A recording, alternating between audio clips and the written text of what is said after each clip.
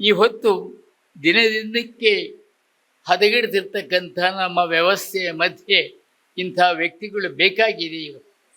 ನಮಗೆ ಇಂದು ಬೇಕಾಗಿರುವುದು ರಾಷ್ಟ್ರೀಯ ದೃಷ್ಟಿಯ ರಾಜಕಾರಣಿಗಳು, ಆಧ್ಯಾತ್ಮಿಕ ಸಾಧನೆಯ ಧರ್ಮಗುರುಗಳು, ಸಮುದಾಯ ಸಂಬಂಧದ ಸಾಹಿತಿ ಕಲಾವಿದರು, ಆಡಳಿತ ದಕ್ಷತೆ ಇರುವ ಅಧಿಕಾರಿಗಳು, ಉಪಯುಕ್ತ ಜ್ಞಾನವಿರುವ ಉಪಾಧ್ಯಾಯರು.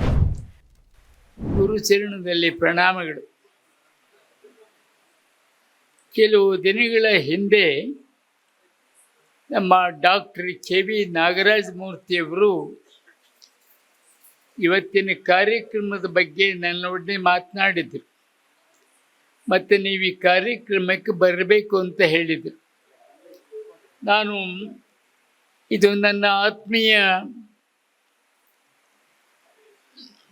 ಡಾಕ್ಟರ್ ನಾಗೇಶ್ ಬೆಟ್ಕೋಟೆ ಅವರಿಗೆ ಅವರ ಅಭಿನಂದನೆಯ ಕಾರ್ಯಕ್ರಮ ಅಂತ ಹೇಳಿ ನಾನು ಲೋಕ ಸಹಜವಾಗಿ ಖಂಡಿತ ಬರ್ತೀನಿ ಅಂತ ಹೇಳಿದ್ದೆ. ಆದರೆ ಕರೆಯೋಲೆಯಲ್ಲಿ ಉದ್ಘಾಟನೆ ಅಂತ ನನ್ನ ಹೆಸರು ಹಾಕಿಬಿಟ್ಟಿದ್ದಾರೆ. ನನಗೀಗ ಬೆಟ್ಟ ಹತ್ತೋ ಶಕ್ತಿನೂ ಇಲ್ಲ, ಕೋಟೆ ದಾಟೋ ಸಾಮರ್ಥ್ಯವೂ ಇಲ್ಲ. ನಂದೀಗ ಉದ್ಘಾಟನೆ ವಯಸ್ಸಲ್ಲ, ಸಮಾರೋಪದ ವಯಸ್ಸು. ಆದರೂ ನಮ್ಮ ನಾಗರಾಜ ಮೂರ್ತಿಯವರ ಅದಲು ಬದಲು ನನಗೆ ಅರ್ಥವಾಗಿದೆ. ಹಾಗಾಗಿ ಅದರ ಅನುಭವ ನನಗಿರೋದರಿಂದ ಈ ಉದ್ಘಾಟನೆ ಕೆಲಸ ಮಾಡಿದ್ದೇನೆ. ಉದ್ಘಾಟನೆ ಅಂದರೆ ಅವರಿದ್ದ ಕಡೆ ಡೊಳ್ಳು ಬಡಿಸೋದು, ಇಲ್ಲೇ ಇದ್ದರೆ ಒಂದು ದೀಪ ಹಚ್ಚಿಸೋದು. ಇವತ್ತು ಆ ಡೊಳ್ಳು ಬಡಿಸಿದ್ದಾರೆ. ಇಂತಹ ಅಭಿನಂದನೆ ಸಂದರ್ಭದಲ್ಲಿ ಉದ್ಘಾಟನೆ ಅಂತನೂ ಅಗತ್ಯ ಇಲ್ಲ ಅಂತ ನಾನು ತಿಳ್ಕೊಂಡಿದ್ದೇನೆ. ಆದರೂ ನಾಗರಾಜ ಮೂರ್ತಿಯವರ ಯೋಗಲೀಲೆ ಇದು.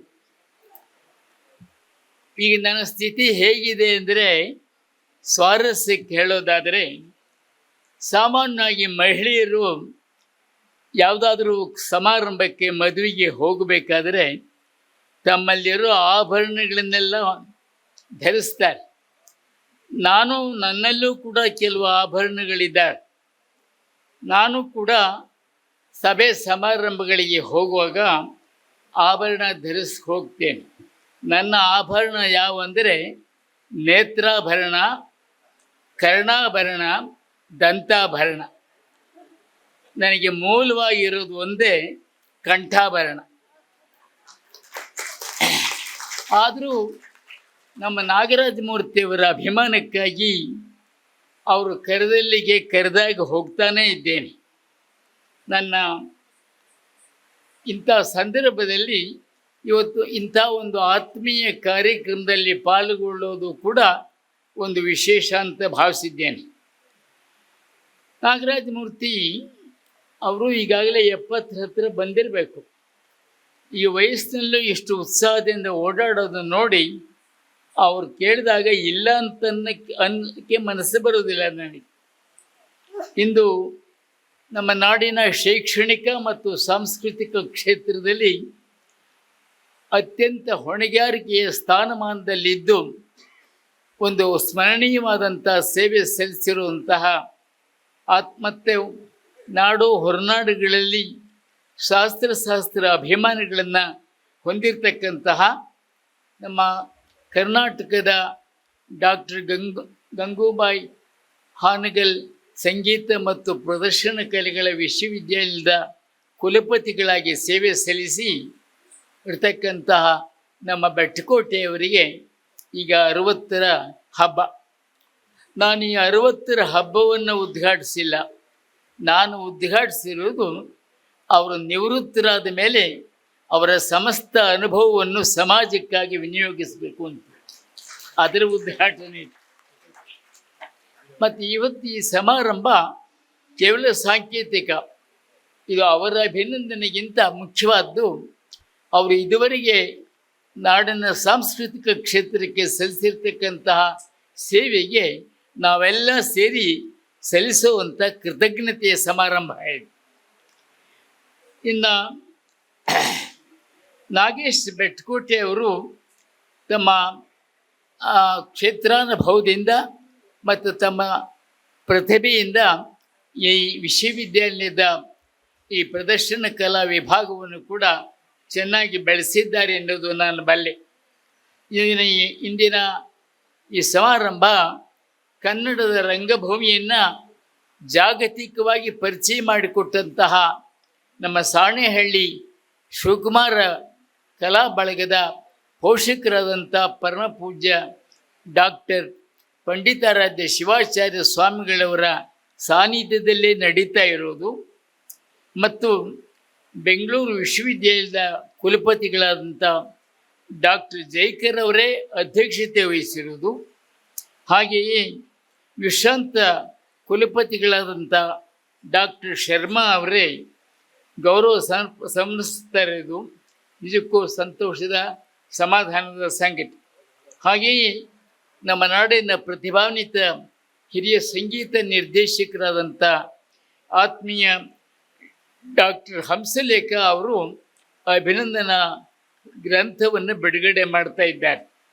ನಮ್ಮ ನಾಗೇಶ್ ಬೆಟ್ಟಕೋಟೆ ಅವರ ಇದೆಲ್ಲ ಈ ಕಾರ್ಯಕ್ರಮ ಸಂಯೋಜನೆ ನಮ್ಮ ನಾಗೇಶ್ ಬೆಟ್ಟಕೋಟೆಯವರ ಘನತೆ ಮತ್ತು ಗೌರವಕ್ಕೆ ಸಲ್ಲು ಆಗಿದೆ ಅಂತ ಹೇಳಲಿಕ್ಕೆ ನಾನು ಸಂತೋಷ ಪಡ್ತೇನೆ. ಮತ್ತು ಈ ಹಬ್ಬದ ಅಂಗವಾಗಿ ನಾಳೆ ನಡೀತದ ವಿಚಾರ ಸಂಕಿರಣ, ಒಂದು ರಂಗಭೂಮಿಯನ್ನು ಕುರಿತಂತಹ ರಾಷ್ಟ್ರೀಯ ವಿಚಾರ ಸಂಕಿರಣ, ಜಾಗತಿಕ ವಿಚಾರ ಸಂಕಿರಣ ನಡೀತಾ ಇರೋದು ಕೂಡ ಹರ್ಷದ ಸಂಗತಿ. ಇಂತಹ ಸಂದರ್ಭದಲ್ಲಿ ಇದೊಂದು ಅತ್ಯಂತ ಆತ್ಮೀಯವಾದಂಥ ಕಾರ್ಯಕ್ರಮ.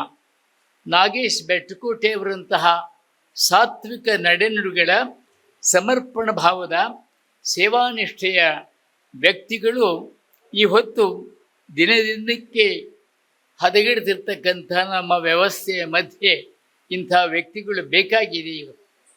ನಮಗೆ ಇಂದು ಬೇಕಾಗಿರುವುದು ರಾಷ್ಟ್ರೀಯ ದೃಷ್ಟಿಯ ರಾಜಕಾರಣಿಗಳು, ಆಧ್ಯಾತ್ಮಿಕ ಸಾಧನೆಯ ಧರ್ಮಗುರುಗಳು, ಸಮುದಾಯ ಸಂಬಂಧದ ಸಾಹಿತಿ ಕಲಾವಿದರು, ಆಡಳಿತ ದಕ್ಷತೆ ಇರುವ ಅಧಿಕಾರಿಗಳು, ಉಪಯುಕ್ತ ಜ್ಞಾನವಿರುವ ಉಪಾಧ್ಯಾಯರು, ಅಧ್ಯಯನದಲ್ಲಿ ಆಸಕ್ತಿ ಇರುವ ವಿದ್ಯಾರ್ಥಿಗಳು, ಕಾಯ ಕಷ್ಟದ ಶ್ರಮಜೀವಿಗಳು, ಪ್ರಜಾಹಿತ ರಕ್ಷಣೆಯ ಪೊಲೀಸರು, ವಸ್ತು ವಿವೇಕದ ವಿಜ್ಞಾನಿಗಳು ಮತ್ತು ವೃತ್ತಿ ಧರ್ಮದ ವೈದ್ಯ ವಕೀಲರು, ಶುದ್ಧ ಬದುಕಿನ ಬುದ್ಧಿಜೀವಿಗಳು, ವ್ಯವಹಾರ ನೀತಿಯ ವರ್ತಕರು, ಸಮರ್ಪಣ ಭಾವದ ಸ್ವಯಂ ಸೇವಕರು, ಹಾಗೆಯೇ ತಮ್ಮ ಬದುಕಿನ ಅನುಭವವನ್ನು ಸಮಾಜ ಕ್ಷೇಮಕ್ಕಾಗಿ ವಿನಿಯೋಗಿಸುವ ನಿವೃತ್ತರು. ಇವರು ಇಷ್ಟು ಜನ ಇವತ್ತಿನ ಅಗತ್ಯ ಅಂತ ಭಾವಿಸಿದ್ದೇನೆ. ಅಂತಹ ನಿವೃತ್ತರ ಸಾಲಿಗೆ ಸೇರ್ತಾ ಇದ್ದಾರೆ. ನಾನು ನಿವೃತ್ತರಾಗಿಬಿಟ್ಟಿದ್ದಾರೆ ಅಂತ ತಿಳ್ಕೊಂಡ್ಬಿಟ್ಟಿದೆ. ನಿಮ್ಮ ಬೋರ್ಡ್ ನೋಡಿದ ಮೇಲೆ ಇನ್ನೂ ಸರ್ವಿಸಲ್ಲಿ ಇದ್ದಾರೆ. ನಿವೃತ್ತರ ಸಾಲಿನಲ್ಲಿ ನಮ್ಮ ಡಾಕ್ಟರ್ ನಾಗೇಶ್ ಬೆಟ್ಟಕೋಟೆ ಮುಂದಿನ ವರ್ಷ ಸೇರಬಹುದು ಅಂತ ಕಾಣ್ತದೆ. ಏನೇ ಇರಲಿ, ನಮ್ಮ ನಾಡಿನ ಜಾನಪದ ಸಾಂಸ್ಕೃತಿಕ ಬದುಕಿಗೆ ಅವರಿಂದ ಇನ್ನೂ ಹೆಚ್ಚು ವ್ಯಾಪಕವಾದಂಥ ವಿಸ್ತೃತವಾದಂಥ ಸೇವೆ ಸಲ್ಲಿ ಅಂಥೇಳಿ ನಾನು ಹಾರೈಸ್ತಾ ಅವರಿಗೆ ನಿಮ್ಮೆಲ್ಲರ ಪರವಾಗಿ ಮತ್ತೊಮ್ಮೆ ನನ್ನ ಹೃತ್ಪೂರ್ವಕ ಅಭಿನಂದನೆಯನ್ನು ಸಲ್ಲಿಸ್ತೇನೆ. ನಮಸ್ಕಾರ.